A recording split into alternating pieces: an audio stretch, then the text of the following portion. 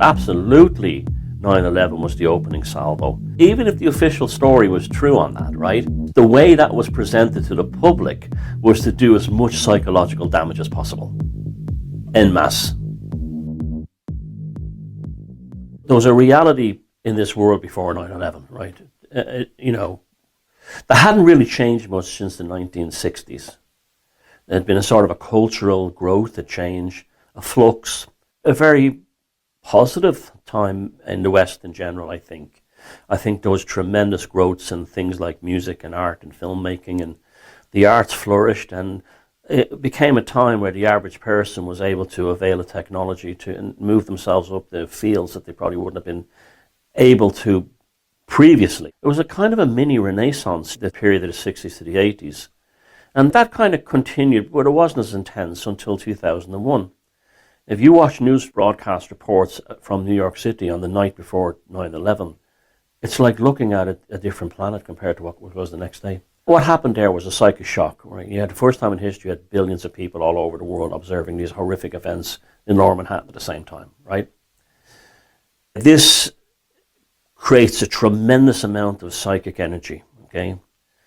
And then you're entering into the world of theoretical physics, quantum physics, where we know that reality is both a particle and a wave function at the same time, depending on the observer effect. So that was the observer effect on steroids globally. So what happened then was the wave shot up, it jumped up. And we were put into a psychic state, and reality changed. And to sustain this wave, they had the invasion of Iraq. You had a country that had absolutely nothing to do with it. It even said they would cooperate with finding the terrorists who did it. Attacked, and you had people in America wanting the Iraqi government overthrown for 9/11, even though they were no more responsible for 9/11 than Iceland or, Macau. The wave function had to be sustained, this certain state of terror. And then this had all kinds of other spin-offs, such as Islamic terrorism, that really began to take off, and so on. And they had to keep this thing going. And the ultimate transformation or transformative moment was going to be the war on us. Your politicians and your government are actually at war with you. They're in office to destroy you on behalf of these globalist powers. And they're doing it through psychic weapons. It then went into biological warfare. That what happened with the release of that COVID vaccine was no different than the SS Gruppenführer pouring the Zyklon B into the showers at Auschwitz. It was the same thing. And they didn't lie to us. They're on video saying the next pandemic will kill so, and they're smiling and smirking. So we'll have to prepare for the next one. That, I'd say is will get attention this time. Mm-hmm. The techniques that were being used in terms of how the media was actually using black magic in a very literal sense. When I say black magic, I mean like imposing a false paradigm upon the populace. There was ridiculous ones here in Ireland where they set up an army tent down by the docks in Dublin and they parked a naval ship behind it. What has a naval gunship got to do with fighting a viral infection?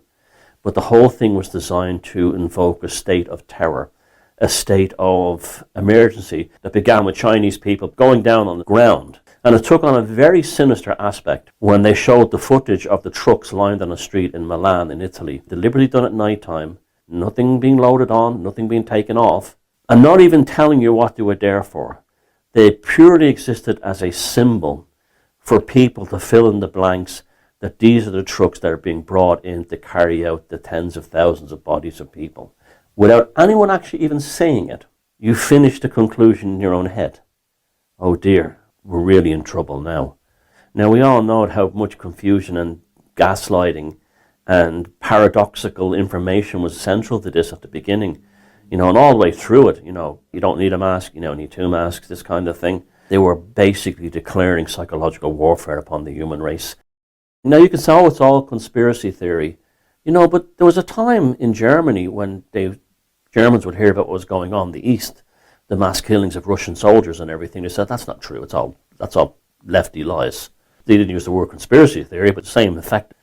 DNA seems to have certain functionality in it that uses our nervous system to lock us into this reality. Affecting the DNA affects our version of reality. That's how our nervous system regulates through this quantum theory, this collective miasmic dream we have. It affects everything. And the fertility rates have collapsed all over the world. Standard mortality rates are running at 30% in many Western countries right now, directly because of the COVID vaccine.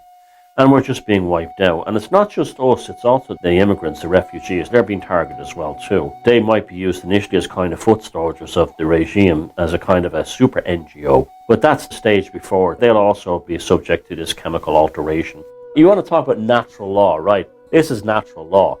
The COVID vax was to be sold as the genesis moment for the rest of humanity's history to be vaccinated regularly and upgraded with software, right?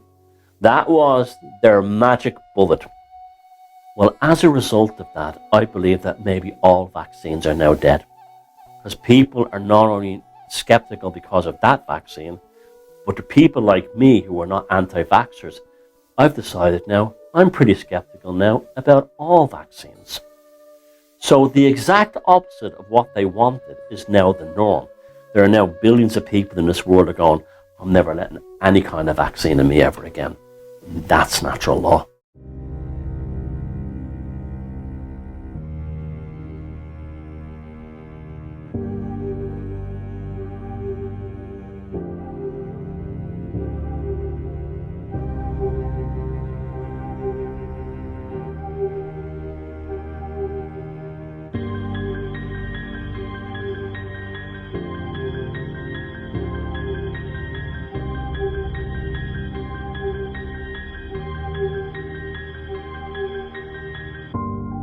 When you were born, you were kicked off a precipice.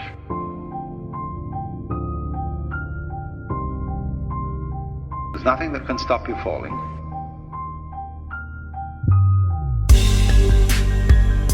And although there are a lot of rocks falling with you, you can cling to one of those rocks if you like, as it goes down with you for safety. But it's not safe. Nothing is safe. Everything is falling apart.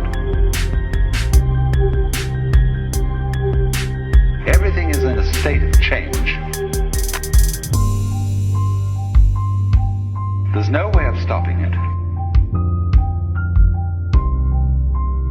And when you really accept that, then there's nothing left to be afraid of. Even suffering offers no security. There is no security at all.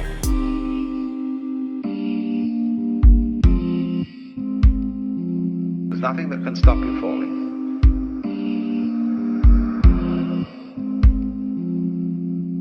You can cling to one of those rocks if you like.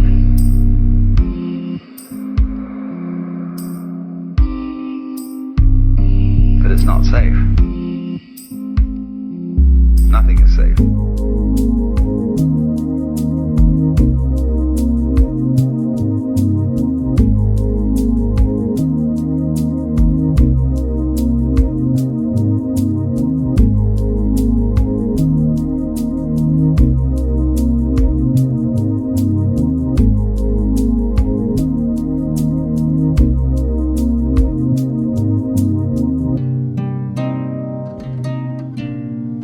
The most powerful thing that can be done. Surrender.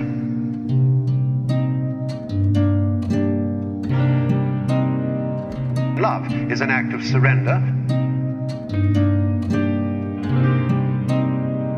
Total abandonment.